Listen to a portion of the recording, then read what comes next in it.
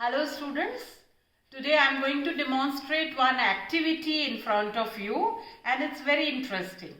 Just watch carefully and afterwards I'll ask you some questions which I am sure you will be able to answer me. So I have taken 4 liquids here in similar glasses. This first one is tea, second one is coffee, third one is water, plain water, and fourth one is milk. Okay. Now these 4 liquids are there in front of you and then I have taken some cookies. So this is my first cookie and this is having on its surface resins. Resins are there, kishmish, it's there on its surface, and this is one cookie having resin. Okay. And this is one cookie which is having cashew nuts on its surface.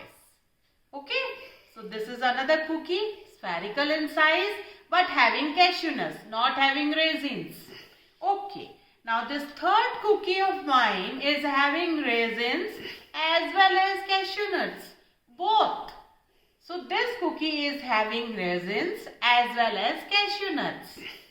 And this is my fourth cookie which is also spherical in shape but this is plain.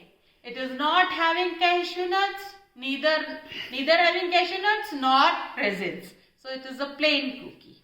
Okay. So now let's compare these spherical cookies with our RBCs.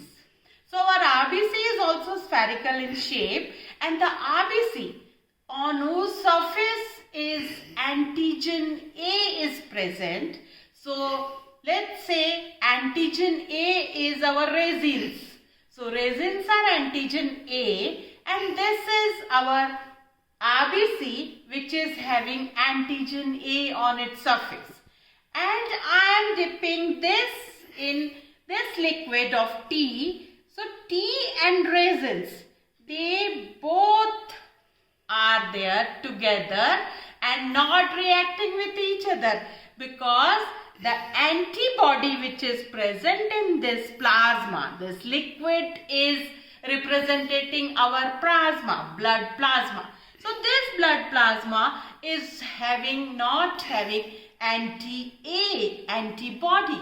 It is having anti-B antibody. So that means antigen is A but the antibody is anti-B. So no reaction. This is our blood group A. This is our second liquid. And this is representing again the plasma, but this plasma is having anti-A antibody. And this is the cashew nuts. Cashew nuts are antigen B. So when antigen B, this RBC is having on its surface antigen B. And this when I am dipping in this liquid, the plasma, they will also not react because the plasma is not having anti-B. Rather it is having anti-A antibody. So this is blood group B. So our blood group B is having B antigen and anti-A antibody. Now let's see the third condition. Here the RBC is having antigen A as well as antigen B. That means the cookie is having cashew nuts and raisins both. So when both the antigens are present, the plasma is not having any antibody. So this is our third blood group, that is AB. And in fourth condition, this surface of RBC is not having any antigen, neither A nor B. So now this is plain, and if this plasma, which is this liquid which is denoted milk liquid, if I am putting this in this, then what will happen? No antigen, both the antibodies are present in the plasma, anti-A and anti-B. So this is our blood group O. So let's revise. Blood group A, antigen A, anti-B antibody. Blood group B, antigen B, anti-A antibody.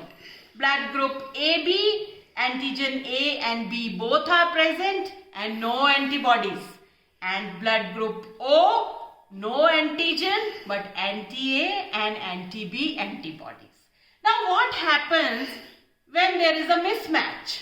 Suppose there is a blood transfusion from a person having blood group A to a person having blood group B. So what will happen? There will be reaction.